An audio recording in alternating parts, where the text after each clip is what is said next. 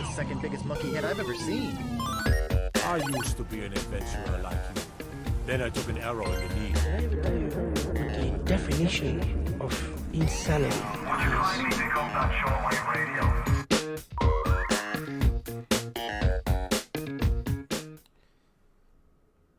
Hello and welcome to episode 43 of PvA Radio. I am one of your hosts, Luke Croft, and joining me is just gaggle of human beings today. First joining us, as always, freelance gaming journalist Cody Mellekline. How are you doing, my friend? I'm doing well. How about you?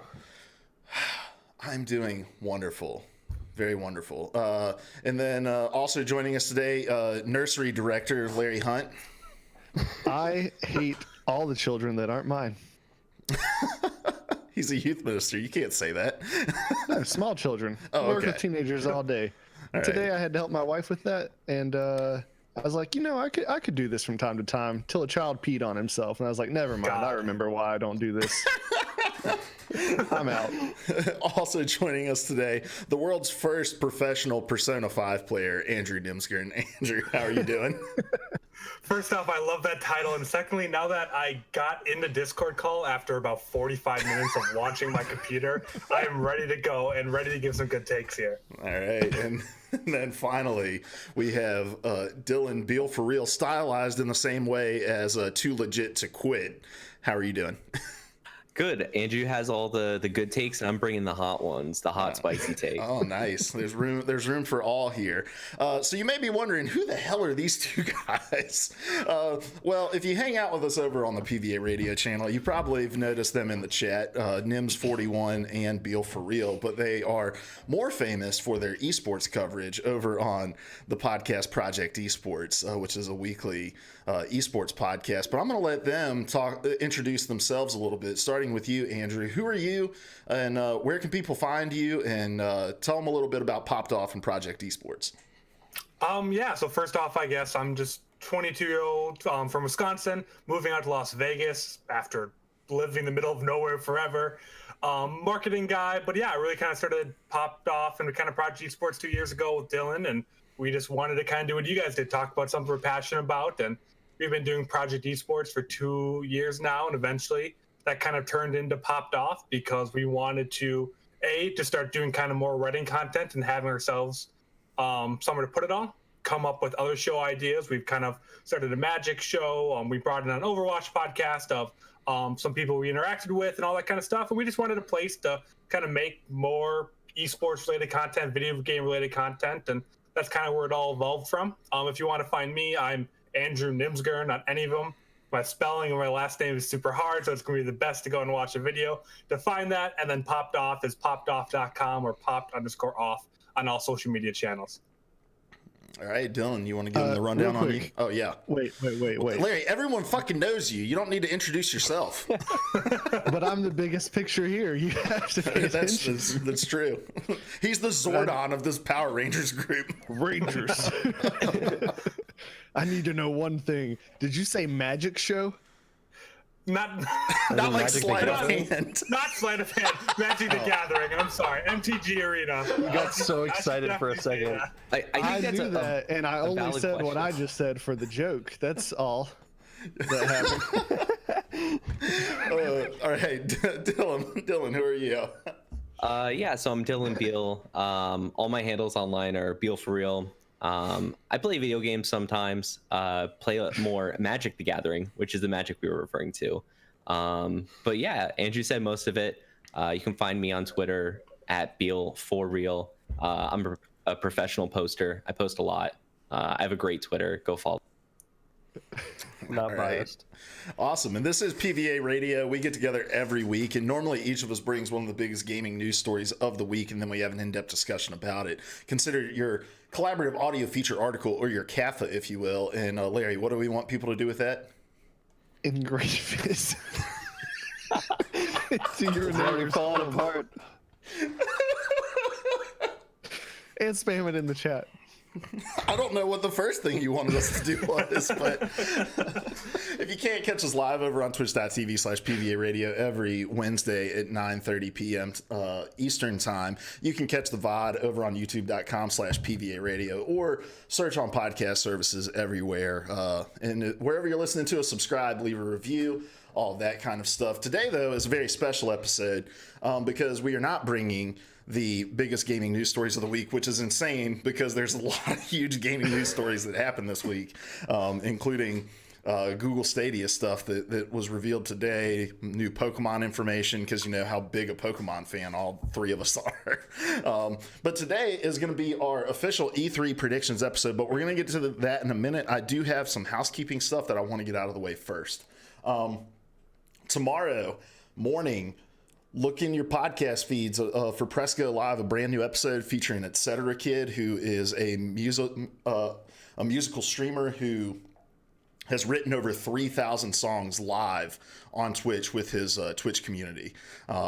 Really cool conversation with him about creativity and just the whole like production process. He has a lot of really cool experience. We had about an hour and a half long conversation, and it's definitely worth checking out. So just search Press Go Live. You'll be able to find it, or follow me on Twitter at Hoagie_OW, and I'll be tweeting links out tomorrow. And then this Sunday, we are going to be joining the guys from Project Esports over on their channel to be live reacting to the Microsoft press conference. And I don't remember exactly what time that is, but I'm sure you can find it on the internet somewhere. All right, if you're from anywhere other than Wisconsin. It's at 4 Eastern time. Is that what I'm understanding? Yes. Okay. Yes. Cody's giving me the signal. Yeah, and we'll go live right on the dot. We won't be doing a pre-show or anything, but yeah, we'll just kind of watch along the conference, which apparently is going to be incredibly long, and then just kind of talk about it a little bit afterwards with kind of what our thoughts are, what we liked from it, and all that kind of stuff. But yeah, it'd be fun to have you guys on. Cool. Well, we'll link to them in the description so you can know when they go live for that. You guys are actually going to be doing live coverage of every single press conference, correct? Yep. Well, it's not every single one. We'll be doing Microsoft, Bethesda, Ubisoft, and Nintendo. Hopefully I have guests for the rest of them. Otherwise, I'll just be there hanging out with Chad and just kind of watching along if I don't have anyone else to watch along with me. But hopefully we'll have you guys for a couple ones, and hopefully have some awesome guests for the other ones as well. Look, man, I'll pre-record some snippets for the Square Enix one where I'm like, oh boy, look at this trailer we've already seen. And wow, this is almost as good as it was yesterday. Avengers. Yeah, they have the Avengers project. Oh my gosh, Avengers. That's the one thing they have. That and Final Fantasy VII Remake is the two things that they're going to start and end the show with, and everything else means nothing. All right, cool. Well, we're looking forward to that, and then we're going to actually huddle back together, the five of us, to do a post show for E3. Kind of go recap our predictions, talk about the news that was covered, just kind of do a big blowout episode. But we'll have more details on that sometime next week after E3. But for today, guys, let's jump into it, because just like Microsoft's conference, this show is going to be hella long. So this is our official E3 2019 prediction episode. I have asked our esteemed co-hosts to bring 5 of their best, most zany, most outlandish predictions that they think are going to be able to actually happen at E3. But there's some rules here. Each of us has 5 predictions. None of them can be based fully off of a rumor. And so what I mean by that is it can be rooted in a rumor, but you have to expand on it beyond the details of the rumor.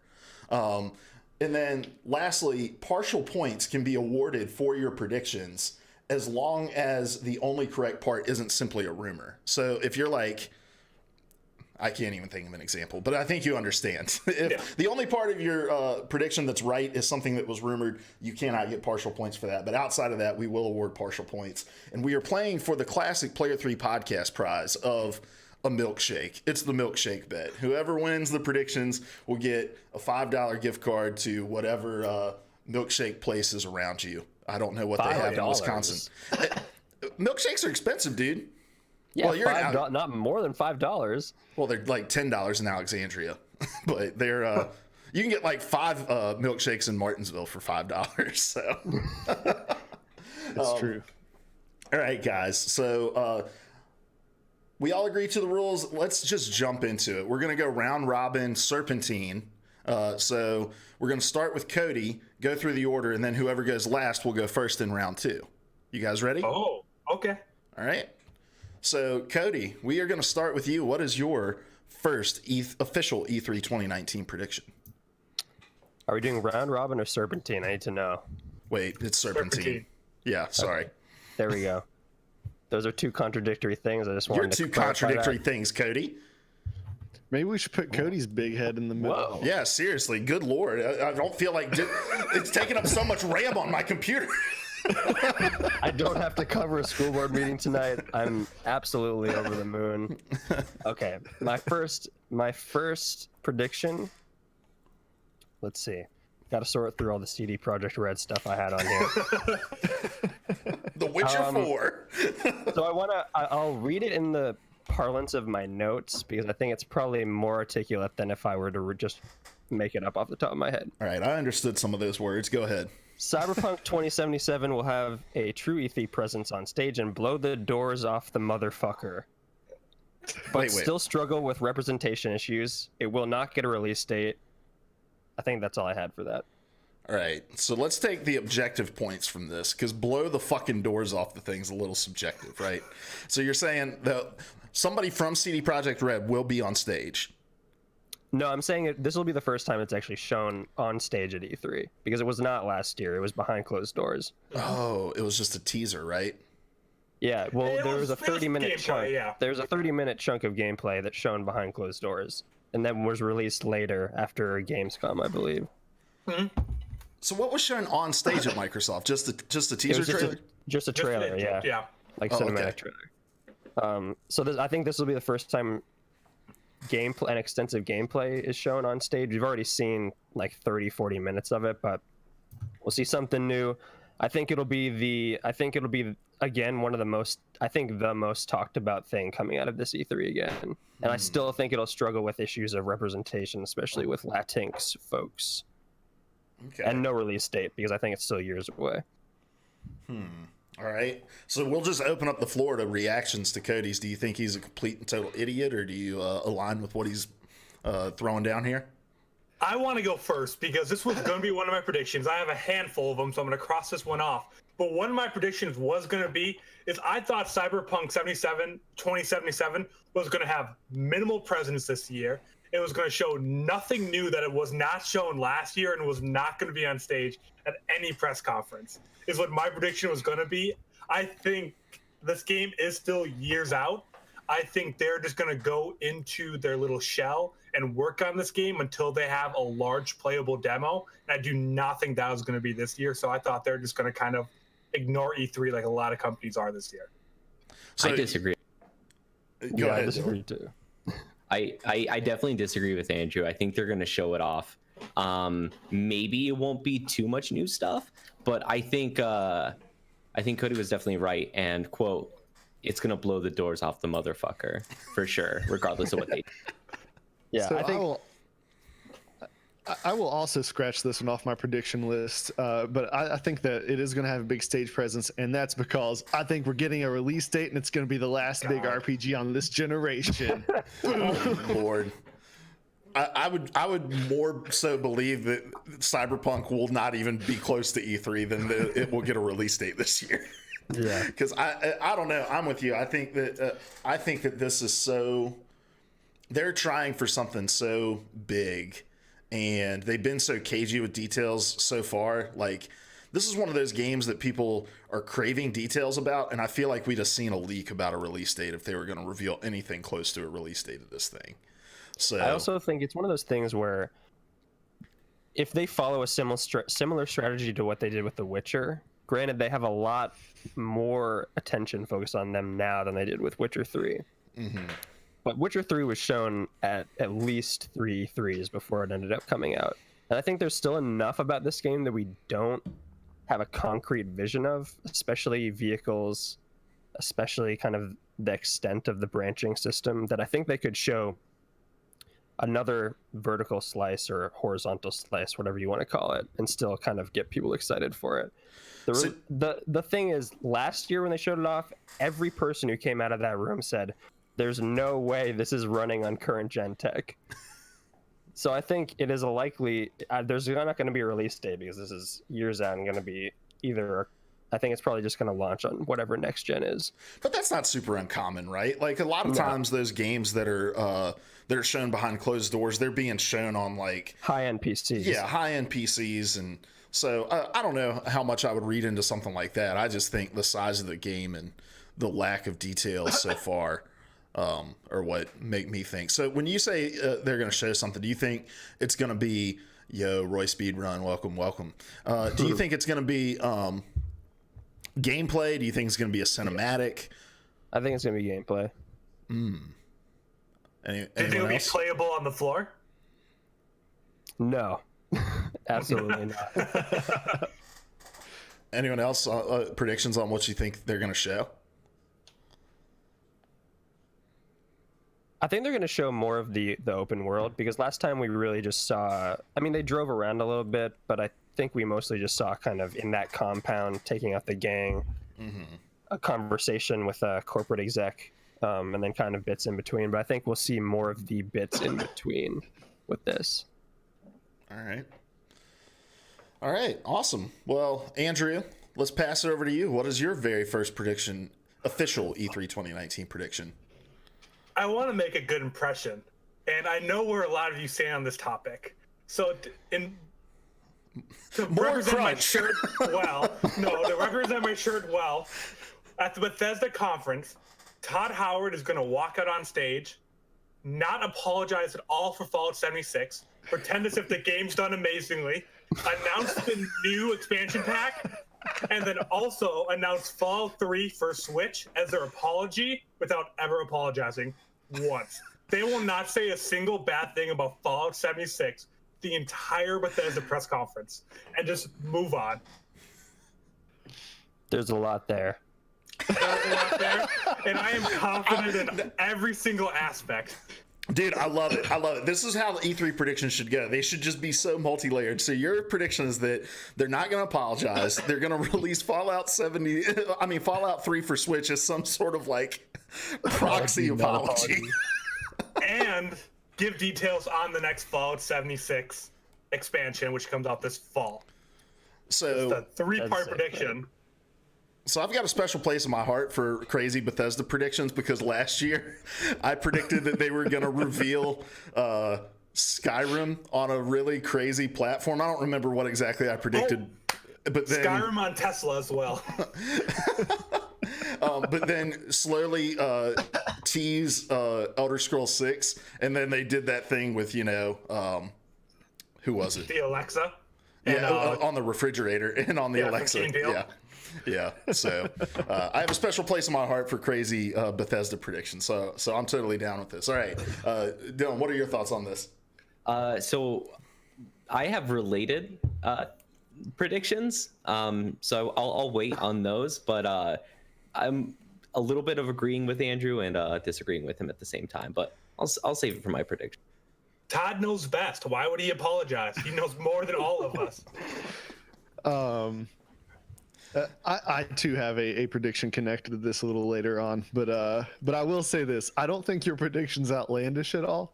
I can see Todd Howard coming out and doing nothing but singing the praises of this game and not seeing any failure. But I truly think and hope that we're at a point where they can at least acknowledge that things weren't good, and I'm hoping that they're at least like, "Hey guys, this wasn't great, but here's all the cool stuff coming." So I'm not on board with it, but I'm also not going to be shocked if it's what happens. See, I am actually inclined to, I'm inclined to agree with Andrew because he had that big interview this week where he kind of revealed like, there were some missteps there. We pushed things early. We knew that there were going to be bumps in the road, and I think for them that was their apology. And they've gotten that conversation out of the way. Everybody's having it now rather than during E3 so that they can come out at E3 and do exactly what Andrew said. But I almost put a prediction in here. This will be an honorable mention for me that they were going to give everybody in the audience a canvas Fallout 76 bag. Because they are that self-aware. People still don't have those. Well, everybody in attendance at their E3 conference is about to have one. It'd be like an Oprah thing. Look under your chair. I had The a inside is some of that Nuka-Cola rum with a legit glass bottle. I had a similar thing. I'm not gonna. I don't. It's not even a prediction. I just said they're gonna. I have a feeling they're gonna double down on Fallout 76, kind of in the way that. What's the name of the studio? Hello Games kind of doubled down on No Man's Sky like a year out. I think, and I do think it's probably a good bet they'll have a large piece of expanded content coming this fall. I would double down. Nuclear Winter's already confirmed for this fall. We just don't have any details on it. Yeah. I don't know if they will say nothing about the absolute garbage fire that was Fallout 76 at launch. I think they will acknowledge it. I just don't think it'll be an acknowledgement anybody feels inclined to agree with in terms of how well it was handled. Guys, we all know what you perceived as the problems with Fallout 76. It's going to be a non-apology. Roy Speedrun has some chat comments. All right, go for it. If you would take that. Okay. Todd is like that uncle you thought was badass when you're 13, but then you see him 10 years later and realize he's pretty out of his mind. It's pretty accurate. You mean the Kojima trajectory we're on?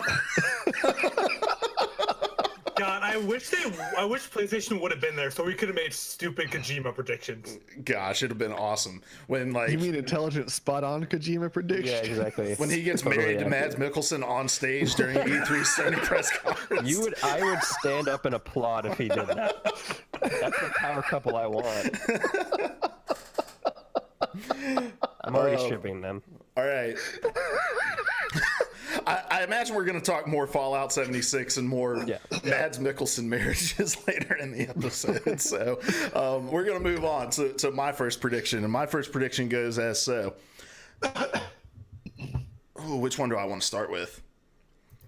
I don't know. That's your decision. Microsoft will announce the acquisition of 3 new studios during their press conference. So this is loosely based on a rumor at the beginning of the year, and it was more of an analyst prediction that there was going to be more acquisitions coming in Microsoft's future. But the 3 studios are going to be Moon Studios, who makes Ori, because they don't own them. They just publish their games. Studio MDHR, the people who made Cuphead, and then Remedy. Because we've seen precedent for Microsoft to purchase a studio who has a game in active development that's set to be released on multiple consoles and, follow through on those plans. So that is my prediction. 3 new studios, Moon Studios, Studio MDHR, and Remedy. I can see the first 2. Remedy is more up in the air for me. Because Remedy is noted for saying that it prefers to be fluid in terms of its releases and relationships with publishers. Mm-hmm. So I'm less inclined with that. The other 2 just seem like a matter of time. And I just feel like Remedy has a really close relationship with PlayStation right now. I mean, at the PAX East, they had a large portion of their booth was Control. So I just feel like that relationship's much closer on the PlayStation side, and I don't know why they'd want to all of a sudden jump ship and go all the way over to Xbox or Microsoft, I guess. Would just seem extreme. I'm totally on board with the other 2, but Remedy feels much more in PlayStation's pocket than Microsoft's. Yeah, I definitely think you're 2/3 correct on this one. And I feel too ignorant to weigh in with anything intelligent, so I'm just going to agree with Luke and even it out some. Well, do you think we'll see anything about MDHR's next game? No, they're just going to talk about it coming to Tesla. About Cuphead coming to Tesla. I can't wait for that. I don't know, man. love that. We're all waiting for. I think Cuphead was such like a passion project, and it took so long. That game was in development forever for what it ended up being, and it was. Notably from their own quotes, it was kind of a slog to make because of how meticulous they were especially with the art. But with Microsoft promising 14 first-party games being at this first-party published games being at this event, I think it would make sense for Studio MDHR to at least have something. It's just. What they're going to do for all 14 studios is going to be so loose, I think. I mean, we already know a majority of the games announced. I could see them doing some kind. I could see Cuphead being for Tesla being one of the 14 games. I mean, they didn't say they're going to be new games or game announcements. They're just going to say all 14 studios are going to be represented there with games.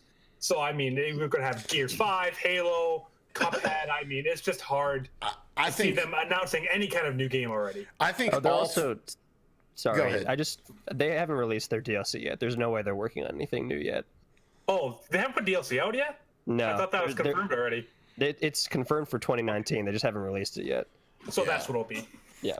Yeah, and I think more that, but back to your point about the Tesla thing, I think Microsoft has to knock it out of the park with all 14 of these things. I don't think they can have it even one gimmicky thing to make it seem like they're padding their stats.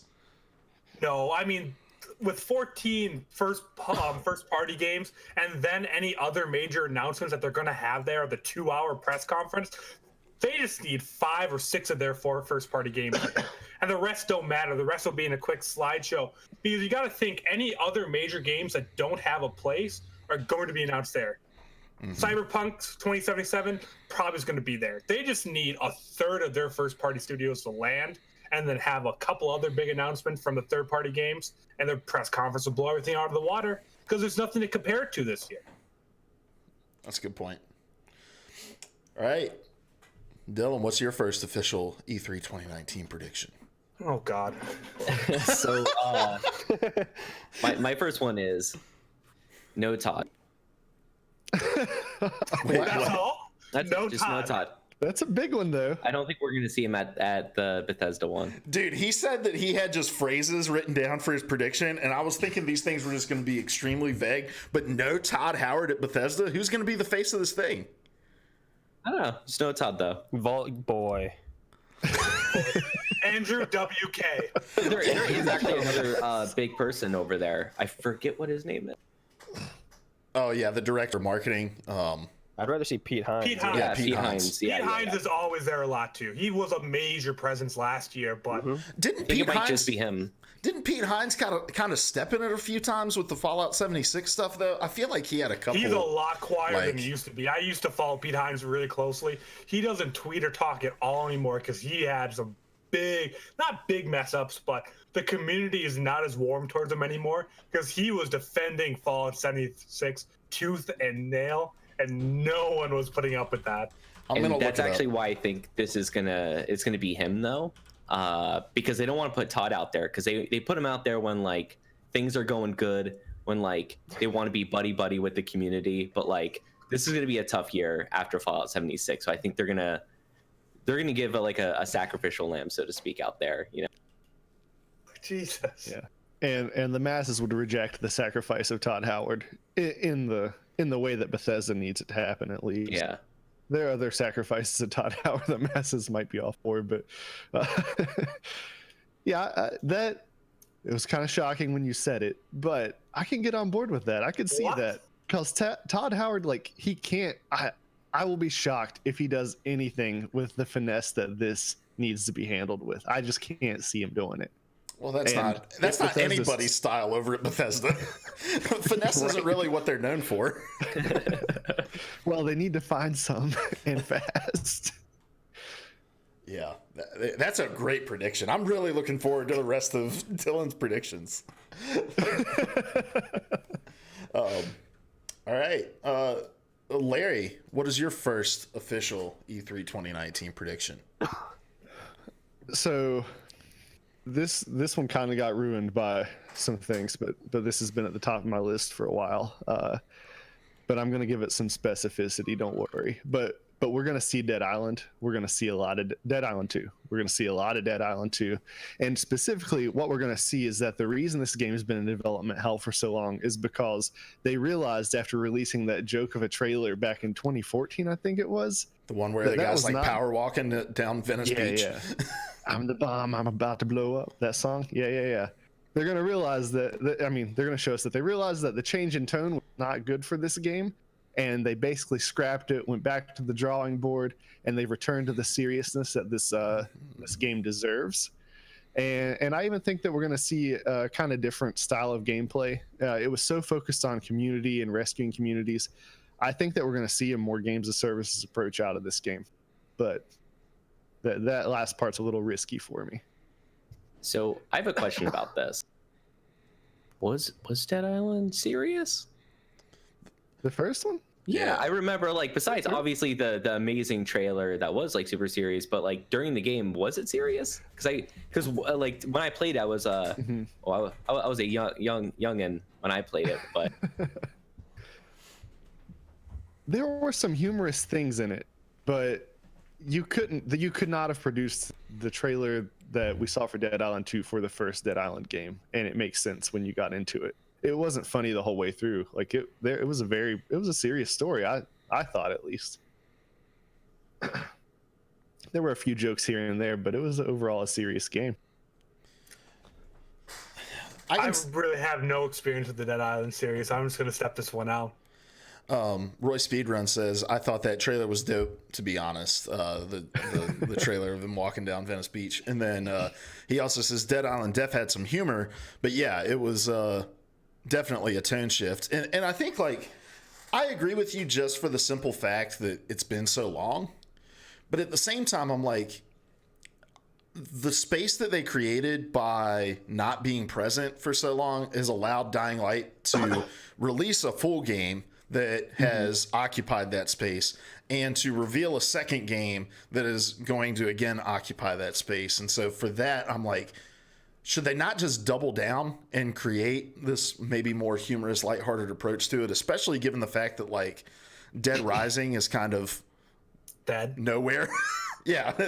Like, see, that might make sense, but so after Deep Silver parted ways with THQ Nordic to do Dying Light. There are too many dead games in the world. Dying Light. What was the company that took over development for Dead Island 2 initially? I'm blanking on that, but they parted ways with that company because there was their visions for the game did not align. And it wasn't Techland, was it? No, I think Techland they were connected to Dying Light as well. Yeah, Techland publishes Dying Light. You're right. And I can't help but think that disagreement in vision is the tone shift. I really think that's where I'm drawing the indication that the tone is what's going to shift back to what they initially thought it would be. And I had all this in my brain earlier. I can pull it up really quick if anyone else has any other thoughts on this. Cody looks deep in thought over there. No. I have no thoughts on Dead Island. I honestly hadn't thought about Dead Island until you.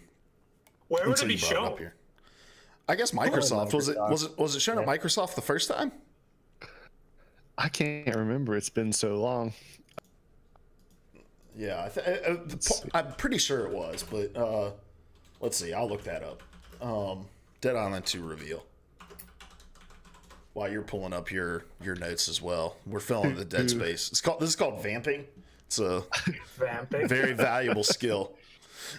Sorry, I got all kinds of mixed up. Deep Silver parted ways with Techland. Techland did Dying Light. Deep Silver is still on Dead Island, and the second company they parted ways with was because the visions fell out of alignment. But then who did they go to? Sumo Digital, and there's even rumors that the game has gone to another company, but no one working on the game will confirm anything. Everyone's been really tight-lipped about it. And if you guys didn't catch it, the thing that got spoiled that I was alluding to was that this game has been listed for pre-order. So really, I think we're gonna see it before. I think we're gonna see it in the fall. Oh, that one would make me inclined to see. We'll see at D3. All right. Cool. All right. So Larry, in the serpentine fashion, it's also time for your second official E3 prediction. Snake. Ooh, double Larry. All right. So I was thinking about we got the new consoles coming, and The Xbox One was a reference to the Xbox's utility as like the central place for entertainment. You could weave everything into that. And so I don't have a specific name for the next Xbox, but I do believe that name is going to be representative of community and connectedness. I think we're going to see a name derived from Microsoft's desire to be cemented as the place that you go to play with your friends, the place that you go to build relationships, the place that you go to interact with other people. Oh, I think don't know if that's I think it'll be called he said Xbox Strand. I think it will be called the Xbox Connect. Bringing it back. Bringing it all back. We gotta bring it back, baby. I mean, they did Xbox One. They could definitely just pretend the Xbox Connect never happened. Do they not already? Would not be the wildest thing they've done. What if they just say Xbox? This is the Xbox. I would not be surprised. If I wrote an article over on playerversusall.com back when all the leaks were coming out about what these consoles might be, and I was like, I think it would just make sense, because I think that they really see this as their kind of last stop in the hardware arena, not necessarily because they're going to move away from hardware by any means, but because I think the streaming future is going to make this stuff kind of obsolete, you know? So why not just ride off into the sunset with the name that made you popular, 15 years ago, and call yourself Xbox? I think it makes sense. Makes sense, but I don't think it's happening. But then but in the marketing, they show the X as these, like, with these tendrils that connect everybody, to bring it back to your prediction. Oh, God. That gets creepy. Yeah. Well, the idea of connecting with internet strangers is very creepy too. The Xbox hentai. You're right. Oh gosh, it's art. Saltiest Check says 5 times the PvA right here. That's right, baby. Tons of us on this show today. No, but to your central point of, like, them focusing on the interconnectivity of it, I think it can expand even beyond creating community. Xbox's whole vision right now has become a little platform agnostic, and to say, like, we're going to reach beyond our own brand, and we're going to connect with Nintendo, and they've got their strategic partnership with Sony that's coming up, and I think there's going to be more fallout from that, about not fallout, but more like things that come out of that aren't necessarily tied directly to the strategic partnership. So I think that vision can become bigger and really connect with the direction that they're trying to take their entire brand, not just this next generation of consoles.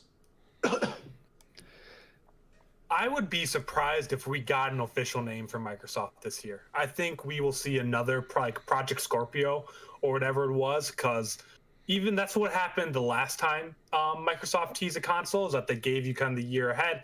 There will be talk of the console. They will confirm that they do not have new hardware coming out, but I do not think we'll get official specs or really even a name. We'll get a project name again, and then kind of saying, and maybe even show this is a game played on next-gen hardware and stuff like that. But I feel like it'll just be a tease and saying, like, we're working towards this, but I don't think we'll get a full release or anything like that.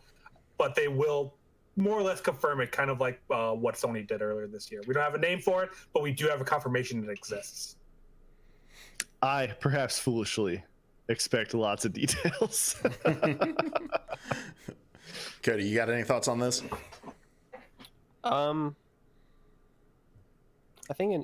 don't think we'll get a name, but I think we will get more details. I think they'll be a lot more upfront about this than Sony has, because they just have a platform to be able to do that with. Mm-hmm. I think they just want to. Sony kind of was able to jump on this first, I think, because they probably knew they weren't going to be at E3, so they wanted to get details floating out there a little bit on the more technical hardware side, just to get it in people's mind. I think Microsoft will be a little bit more open about their plans. They won't say when, they won't say the name, but I think they'll start to. I think saying that they have a next gen console in the works is an obvious way to go. I think we probably will get something a little bit more concrete than that. All right, Dylan, let's kick it over to you. What is your second official E3 predictions? Yeah, so we saw this last year, I believe, and I think we're going to see it happen again. So I think some of these, some of the parts of this phrase already confirmed. But I think we're going to see a AAA level IP as a mobile game. And it's going to have a live demo, and it's going to be very awkward. As all mobile demos go. Anybody Command and Conquer's demo last year from EA? Oh God, that's exactly what he's talking about. Yep, I think we're going to see something like that again. Because where? Do you have an idea of where? I don't know where, but they never learn their lesson. They never do. Maybe the Gears mobile game, because that hasn't come out, has it? So that might get a live demo, and it's going to be really weird. And look, with the Stadia stuff coming, this is kind of the last year to stand on stage and really try to push a mobile game that isn't just hey, stream this to your phone. Yeah. Mm-hmm. So, and it's a huge market, so I mean, they have to try to cash in on it. I think Gears is a real possibility there. But I also think Microsoft has done a really great job of pacing out their. I can't really remember the last super cringe thing that happened at Microsoft. 2015 when they brought the car out. Yeah, but now we're talking 4 years ago. Ubisoft has done 17 cringeworthy things on their stage since then. Ubisoft is the weird uncle of E3. No, I think Ubisoft. EA is so much worse. EA is always horrible. Well, EA is just a bunch of suits standing on stage being we fellow kids. Ubisoft is we did a bunch of magic mushrooms right before. Now we're coming out on stage. It's always the best. So, any other thoughts on what that franchise might be if there was a game that was to release a AAA style mobile game? It would probably be Gears. Gears is going to make sense. It's going to get a big blowout at the show this year, regardless of whether they show mobile. So I think it makes sense. And I can say with 100% certainty it will be awkward. That's the one part of your prediction that I'm most confident in. I'm excited for it. We need some good E3 highlights. We do, yeah. We need the memes.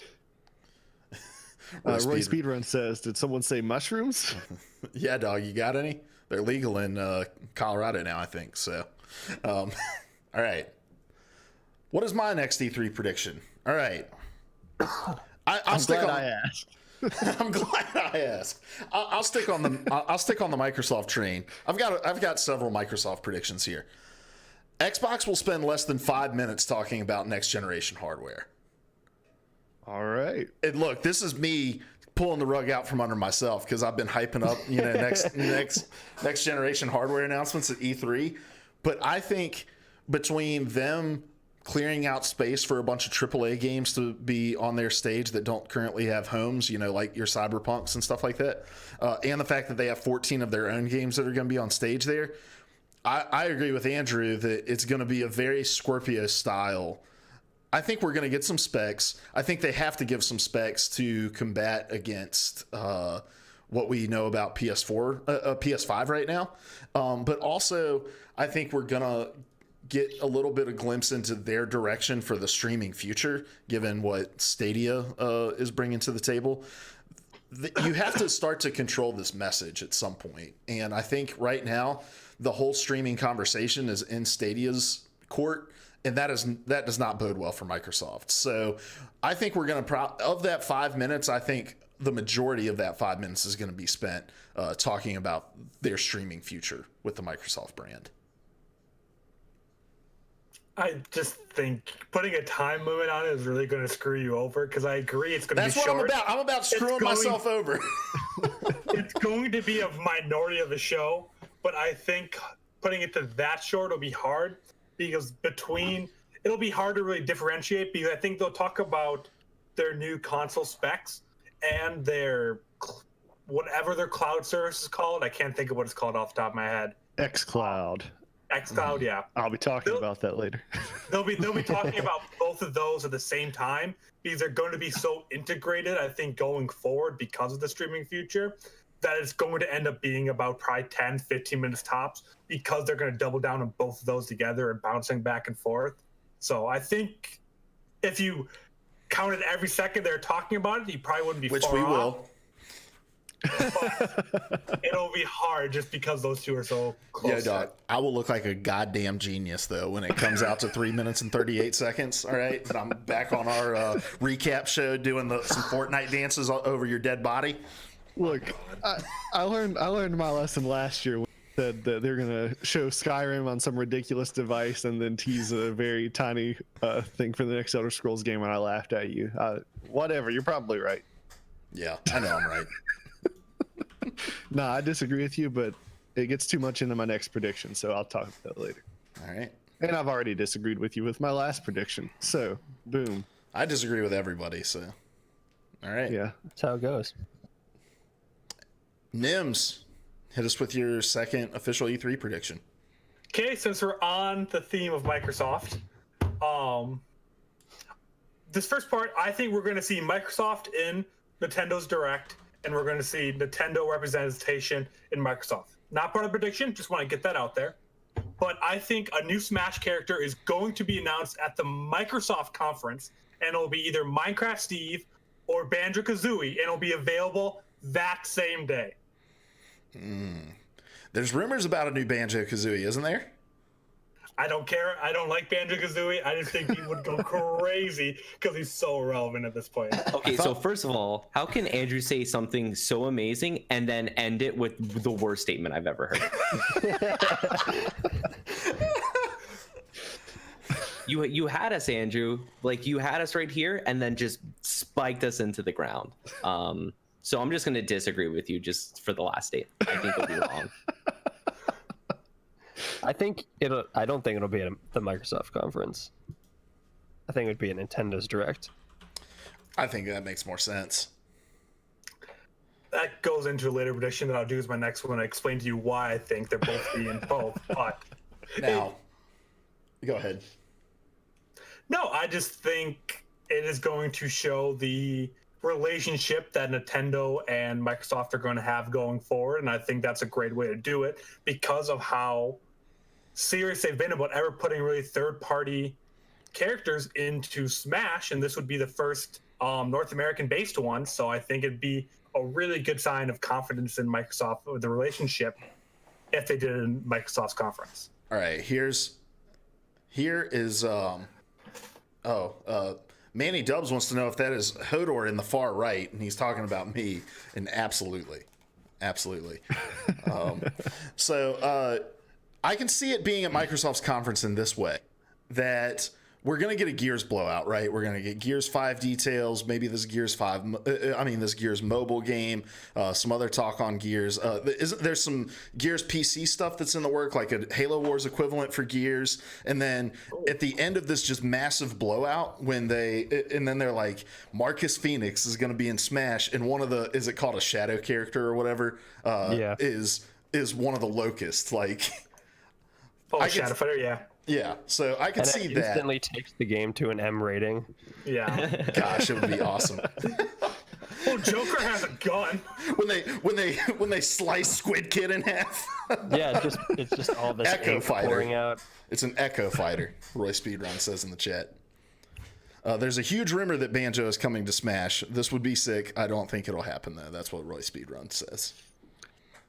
I think it'll be Cameo from the hit Microsoft game Cameo Element of Power. I don't mean that. It's a joke.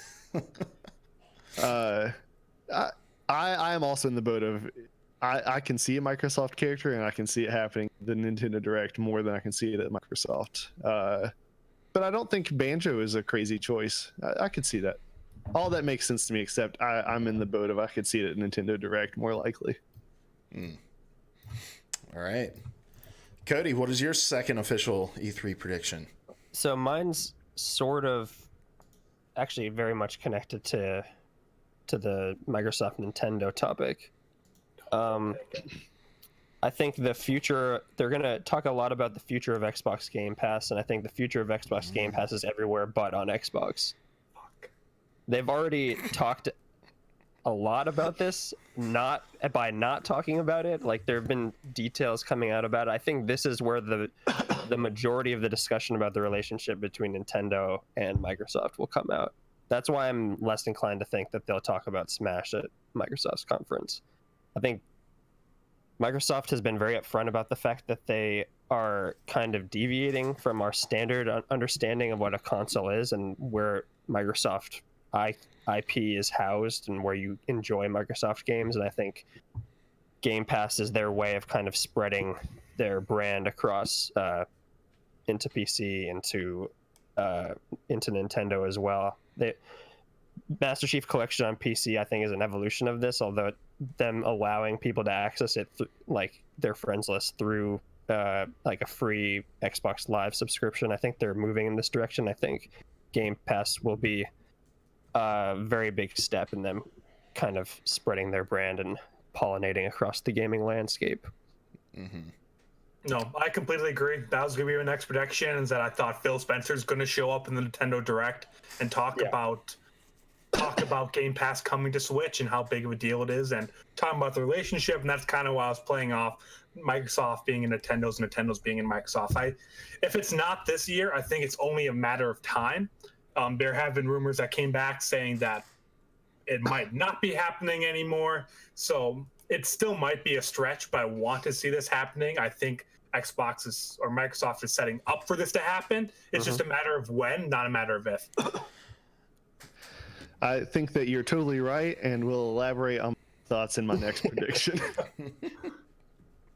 I think that in order for them to get Game Pass working on Switch, it's going to have to coincide with some sort of launch of xCloud. So that's the only thing that gives me pause that it's going to be anytime, that it's going to be right around the corner, because I think xCloud's going to be a 2020 thing that's launching.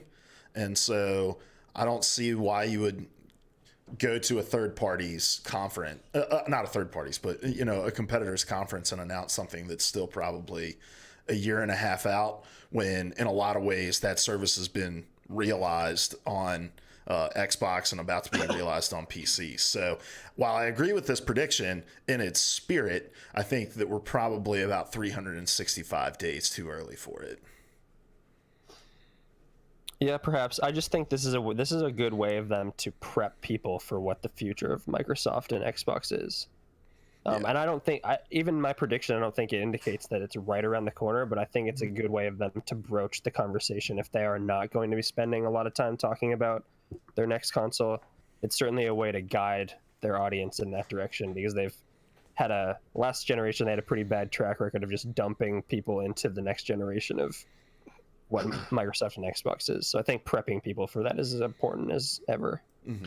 Yeah. And I think with Stadia in the mix, they've got to start talking about it before next year. Mm-hmm. Yeah, I definitely agree as well. I mean, just like you were saying, Larry, with Stadia, a lot of the consoles now have to say, what are we going to do, right? When you have something like Stadia out here that's saying, you could stream everything and you don't have to worry about hardware or anything like that. So I definitely think them, planting even more seeds into PC is definitely for sure going to happen at this conference. All right. Cody, what is your third official E3 prediction? Kojima pulls a Kanye West and comes on the Microsoft stage. No, that's not what it is. It is, let's see, what do I got here? I don't know. I'll stick with Nintendo a little bit. I think Nintendo, I'm being vague here, but I think I can probably be more specific. Nintendo will officially reveal a Switch port of a massive open world game we didn't think could run on Switch. And it's probably going to be Witcher. I think a lot of signs are pointing in that direction, but I think they're just going to, I think they're more and more kind of trying to push people towards whatever the Switch Mini is with Pokemon, and then also trying to, with their 64 gigabyte card, showing people that the Switch can also handle some larger games as well. And I think Witcher could be that. Yeah, there's been a lot of talk about Witcher on Switch. Yeah. And they're going to call it the Switcher 3. The Switcher. I'm glad that Andrew and Dylan got a taste of the terrible humor when I came on their podcast 2 weeks ago. I'm used to it with Dylan, so it's not that new to me. Yeah, I don't think that rumor's far. I mean, I don't think that prediction's far-fetched at all. I in fact think that's probably a home run. Yeah, I mean, think I saw some people prognosticating that it would be GTA. I just don't think that's at all going to happen. Witcher 3 is more likely. yeah, and I mean, we saw Skyrim on there already. Obviously, Skyrim isn't the size of Witcher, but I think with the time that they've had since Skyrim was released and kind of more understanding of the platform, I think it wouldn't be that crazy to see Witcher being that next step up. Yeah. Yeah. It also just goes to CD Projekt's continued presence at E3 and me wanting them to be everything and everywhere at all times. All right. Andrew, hit us with your third. So I don't know how many of you saw this. I don't know how big any of you are for Harry Potter fans, but I think the leaked footage that we saw sometime, I think early this year, maybe late last year, of a AAA developed Harry Potter RPG will be revealed this year, and more than likely will be at Microsoft. So What studio? yeah, who's making that? There was Warner Brothers, right? It was a Warner Brother game, but there's no studio attached to it. Okay. There's been rumors of Rocksteady. There's been rumors of Rocksteady's not going to be there, so hopefully it's not made by Rocksteady. Otherwise, there was no studio associated with it, but it looked like a full trailer when they did put it out. It had the captions over and everything. So I think it's only a matter of time of when this game is being announced. And I think E3, I think it's been about a year since that footage came out. It'd be the best time to do it now. No idea who's making it, but it looked fabulous in the clip I saw, and I wanted more than anything. So I think there's a good chance of it happening. Yeah. So What studio do you think would be attached to it? I really don't know. I think Crystal Dynamics would have been a good one, but they're on the Avengers project. Yeah. I think Rocksteady would have been another good one. I mean, those were the first two that when that video came out, I instantly went to, and we already know Crystal Dynamics and Rocksteady isn't going to be there, and rumors are pretty much saying that's a Batman game. So I think it could be a newer studio that got major development on major funding from someone, or it could just be someone I just don't know of or can't think of right now. So this is an article from Eurogamer last year about how the game is real. It is not being developed by Rocksteady, and they speculate that it is Utah-based Avalanche Studio, not the Just Cause 4 studio, but the people who made Disney Infinity. Okay, I can get behind that. Again, the little bit I saw looked amazing, so I don't care who's making it. I just want it to be real. I'm down for a Harry Potter game. I don't care who's making it. Same. I just need it to be in the time frame where I can make my own poop disappear. Good Lord, J.K. Rowling.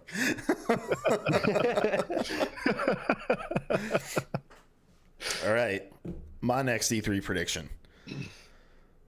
Tango Gameworks will be on the stage at Bethesda's conference to reveal a new horror game that is not The Evil Within 3, but instead will be a game called Deathloop with a similar looping mechanic as PT. All right? So this has tendrils, right? It's confirmed that the creators of The Evil Within are going to be at Bethesda. Bethesda trademarked the name, and not Bethesda Game Studio, but Bethesda, the publisher, trademarked the name Deathloop at the beginning of the year. And a lot of people were speculating about what that could be. Maybe it was going to be some Prey 2 DLC. I think that The Evil Within 2 kind of failed to make a big, like, commercially successful splash when it released. I think separate yourself from that. Do something that looks similar to a PT style,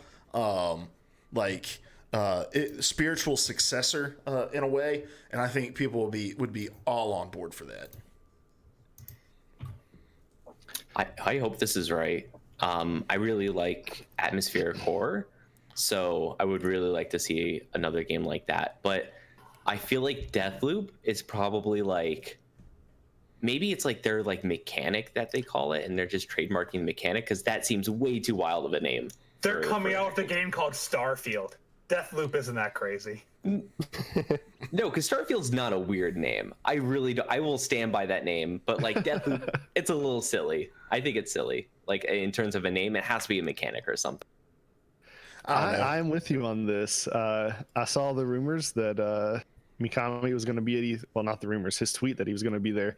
And my last prediction that I'll have to scratch off now, and then I can't scratch any more off, so nobody else say anything.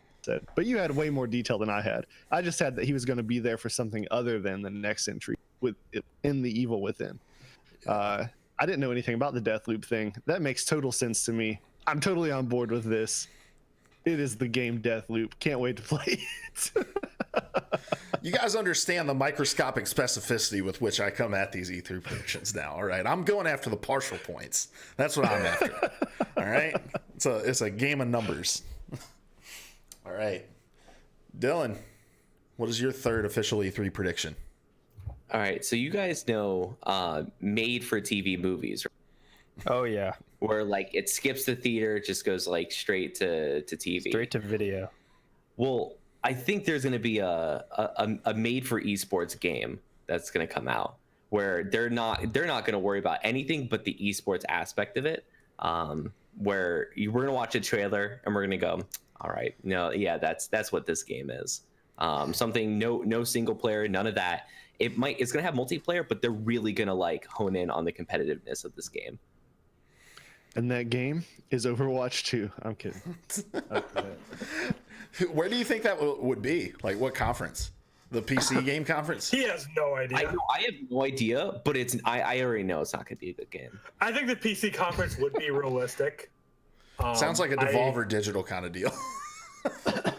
Hey, nothing wrong with That that. sounds too straight-faced for Devolver Digital. And you gotta think, I mean, there's no major names really that are able to do this kind of thing, so more than likely be an indie-ish game. So we could see something at the Kind of Funny Games showcase, just because they are doing so many indies. It wouldn't be surprised if one of the 60 games they're showing tried to focus in on the esports aspect of their marketing. So that probably would be the best place to say that, because there's going to be such a quick showing of so many games. It'll be about an hour, so it's a game per minute. So I could see something happening there. But outside of that, I think he's ridiculous. I don't think Dylan knows what he's talking about. No, I think we're seeing this more and more of where people develop games like with the esports in mind because they want it to be huge. They want it to be the next Brood War or Overwatch League or next like huge like cultural hit that we're going to see this. Yeah, we got that game already. It was called Rainbow Six Siege. All right. Okay, that wasn't made for esports. It was made not great, and then they made it really great for esports. There's a difference. All right. Larry, hit us with your third. This is both my most outlandish one and the one I'm confident in. I can't wait. Do it. We're getting details on xCloud. We're getting the pricing. And although the next generation is going to be built with this in mind, xCloud is going to launch before the next console generation. Boom. Ooh, that's spicy. I like that. I like that a lot. Hey guys, you can access xCloud on your Xbox 360. Bringing them back into relevancy. We're relaunching the brand new Xbox 360 hardware. And that's why I find the whole Phil Spencer showing up at Nintendo very believable. Like I think that you'll be able to stream Xbox games from your Nintendo Switch before the next Xbox launches. I believe this with all my heart. I could see xCloud launching side by side with Game Pass for PC, and they just are holding back some details on it. And when they reveal the full breadth of it, it is like, it doesn't matter what kind of PC you have, you can run this. Even if you're on Larry's potato of a PC, you can play whatever you want. I like it. Your Commodore 64 xCloud. If it's got an Ethernet port in the back, well, you can run games on it. Your Samsung refrigerator, baby. All right. Any other thoughts on that from the Peanut Gallery? I think they'd be smart to wait a year, see how Stadia does, and then innovate off of them and see where Stadia fell flat, and then kind of step in and be that second one. And kind of like how Microsoft went first, and you saw Sony react to their press conference, and that's how they got that initial lead with being able to share games, and this is how you share a game and hand it to someone else. So I think taking another year before launching, seeing how it's going to work with Stadia, and then just do something one step above would be what would make them the #1 streaming platform. I could see them doing it this year, and I could see them not doing it as well as Stadia, and it ultimately not doing as well. But I think if they take a year off and then come back after Stadia has been launched, it would easily be the #1 streaming platform. I do not think Google is the company to give a head start to. Yeah, I'm with you on that. I don't think you want to sit back and wait on Google to fall on their face. I think if you let Google get established of you coming out #1. You cut out a little bit there. Can you say that again?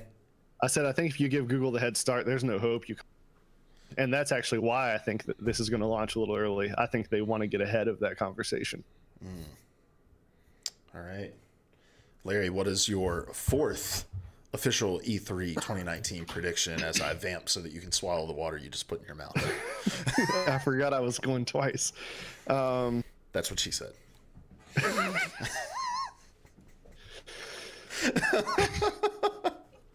All right. So move past it. Don't acknowledge it. Microsoft learns. I mean, they're going to have learned, and they obviously have learned quite a lot from the last console launch. But specifically, I think they're going to go ahead and come out swinging with a nice launch lineup. And of the 14 studios we're going to see represented, I think that the majority of it's going to be like next-gen stuff. I think they're just going to demonstrate right out of the gates. Look, this console's coming, and the next generation, we've got lots of stuff for you to buy right at launch. Because when the Xbox One launched, there was nothing to play. Do not talk shit about Rise. All right? Yeah, Rise was the game of the generation. Dead Rising 3 or 4 or 5 or whichever one that came out like a month after launch too. I mean, those 2 games defined the generation. Until Titanfall came and rescued Xbox.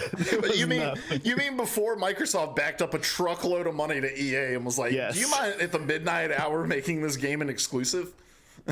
That's exactly what I mean. and my wording was deliberate. I don't mean a plurality will be next gen. I mean the majority will be next gen. So you're saying 7 or more of the 14 first-party games to be revealed are going to be explicitly said to be next-gen games. Yes. Oh, you're screwed. Oh, man. I love E3. This is going to be a console generation where everything's backwards compatible. It's going to be on both. I think they're done with the console generations. This is just going to be a bigger step between like the Xbox One and the Xbox One X. I think it's going to be a similar step where it's playable on both. You're just going to have much more power, much more features on the newer ones. So I think you're ultimately screwed because it's going to be available on everything.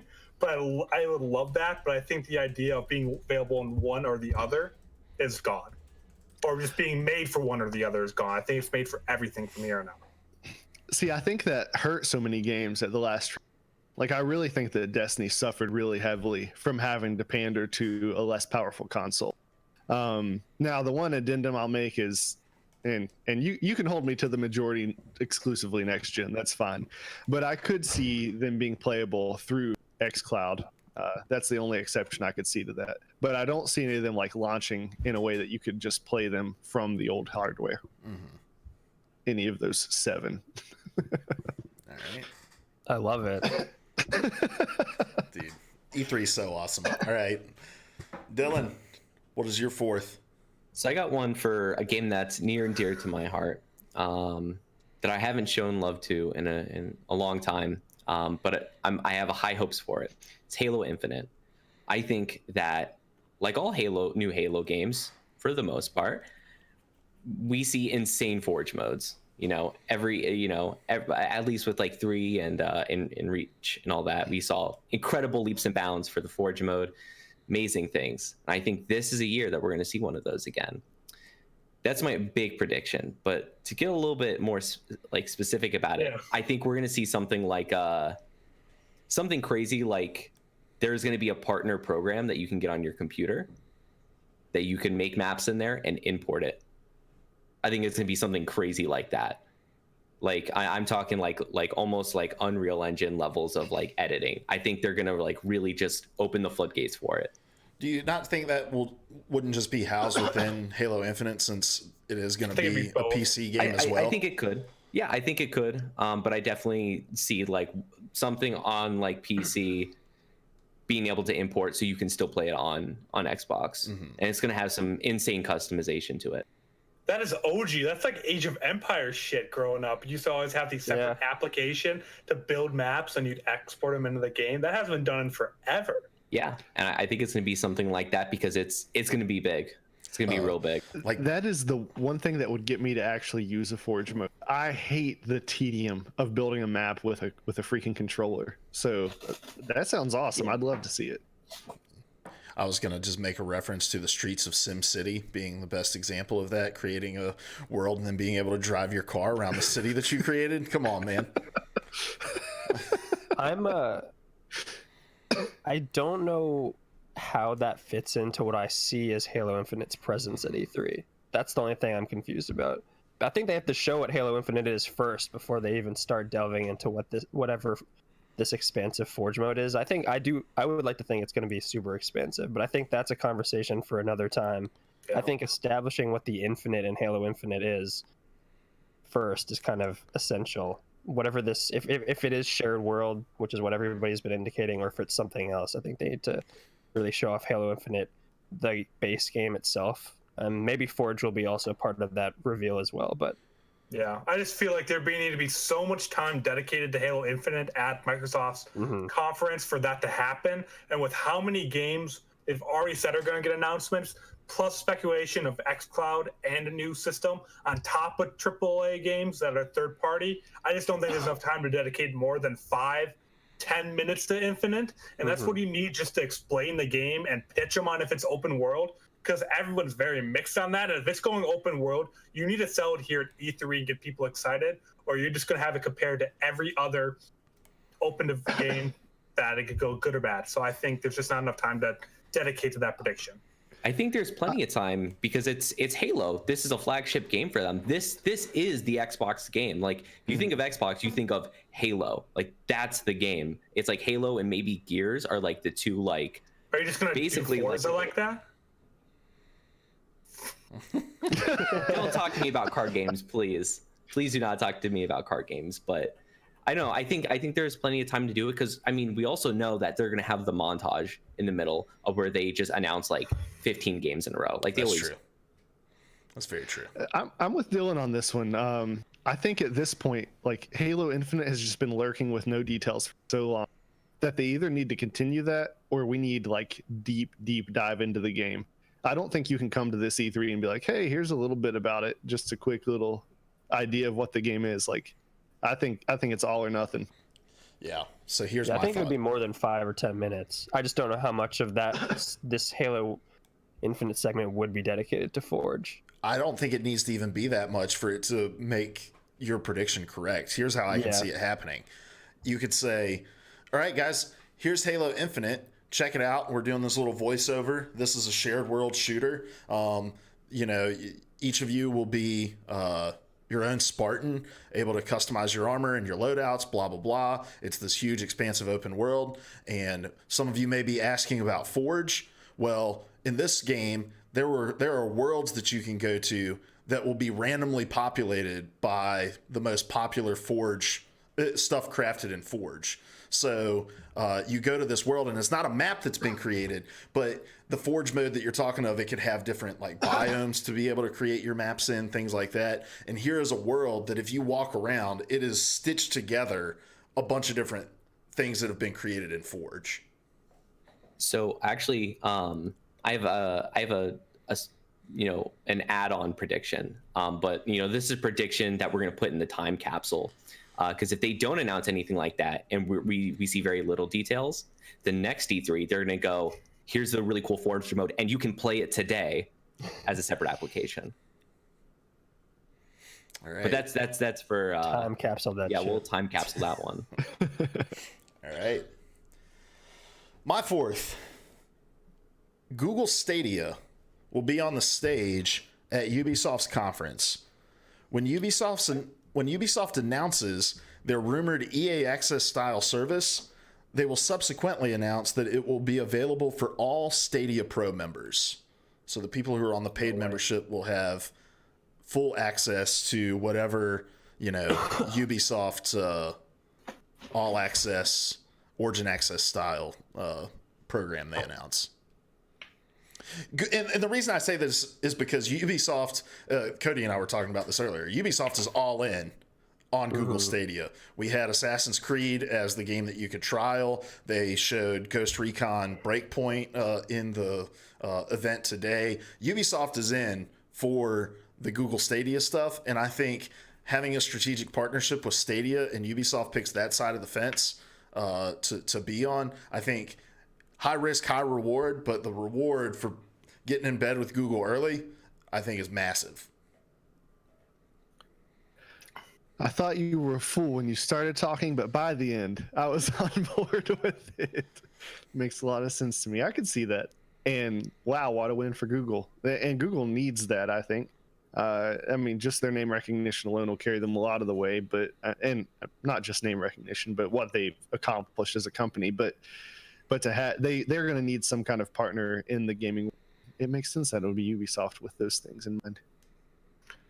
I just think if it, I don't even know what Origin Access is. I had the more premium version of the 2, but if I'm assuming you think of the cheaper the 2, if they did that, so you get first couple hours of games, a couple of in-game exclusives, and that kind of level from Ubisoft. I'm talking like, the high tier. Origin Access? Like Origin Access.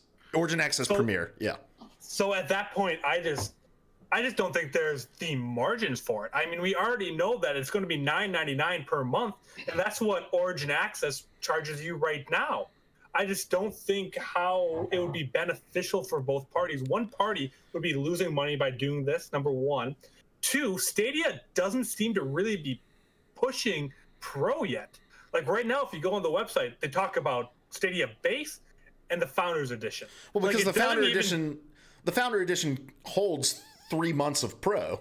That's why. But it doesn't talk about Pro anywhere on the website. Like they're not pushing Pro. And I just feel like they would have talked about, oh, you can get the Premium Edition, or you can also get Pro for $9.99 a month if you're not interested in getting the Founders Edition. They didn't even mention the ability to buy Pro separately in the conference where they talked about pricing. There's not enough focus on Pro for it to be beneficial for Ubisoft.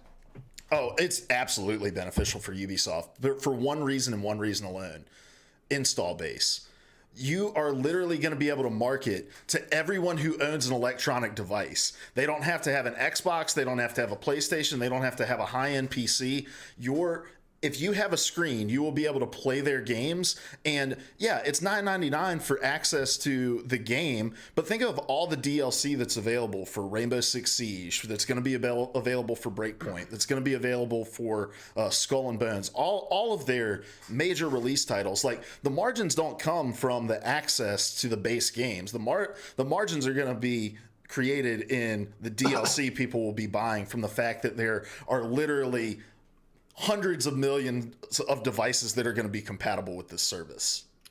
And I don't disagree. I think there's absolutely going to be a Ubisoft service like that. I think every major provider will have some kind of service like that by the end of this E3.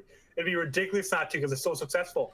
But I just don't see why Ubisoft wouldn't do it their own. They're already known for a certain type of game. I mean, you have the Division, you can add it on there. I don't see why they would throw away the money they can make off of that on top of the DLC, on top of selling games. They're just giving away money that people would come and pay otherwise. I understand that, but they're only getting the benefit of any DLC they sell through Google, because Google's not just going to eat that entire profit that EA would want out of it. I mean, Ubisoft would want out of it.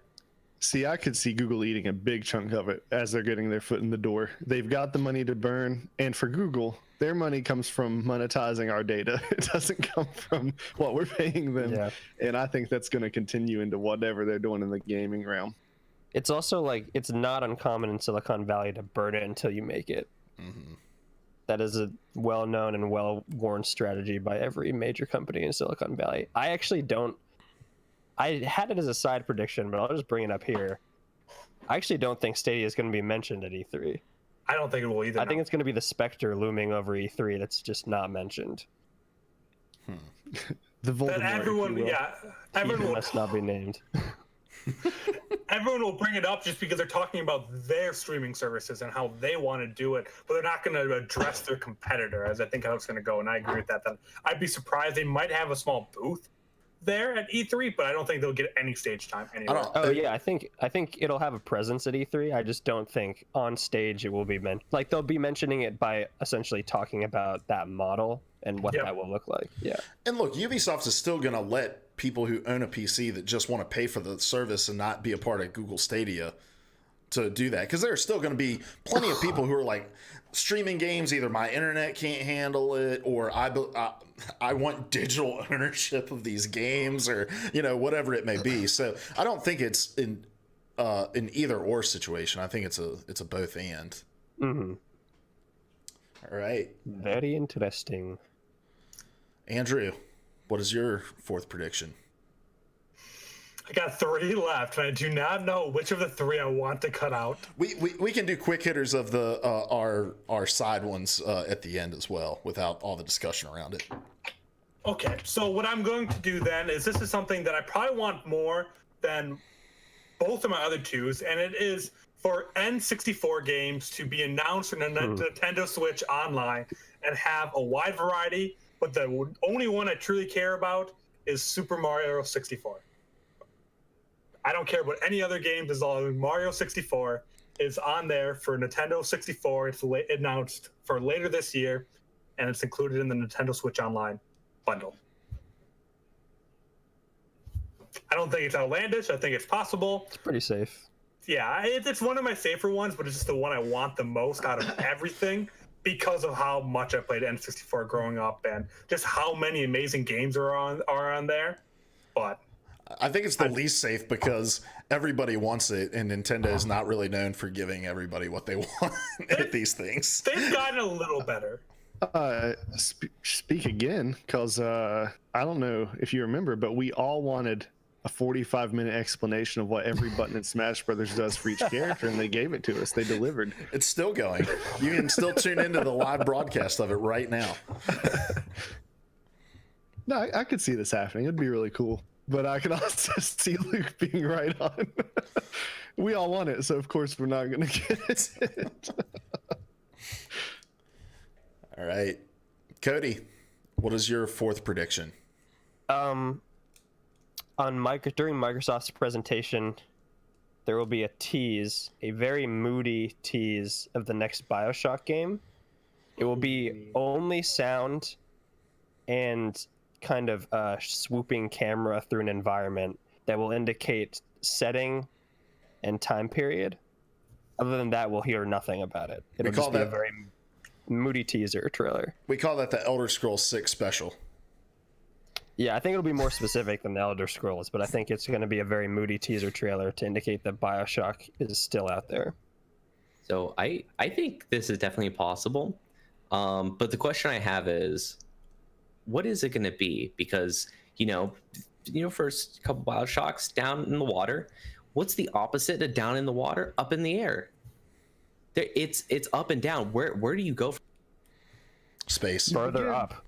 You begin extending the range. You descend back into the depths of the core of the planet, and then you ascend into outer space. I like it. I don't think so. I was thinking about this when I was thinking about this prediction. It won't be outer space because that's Prey.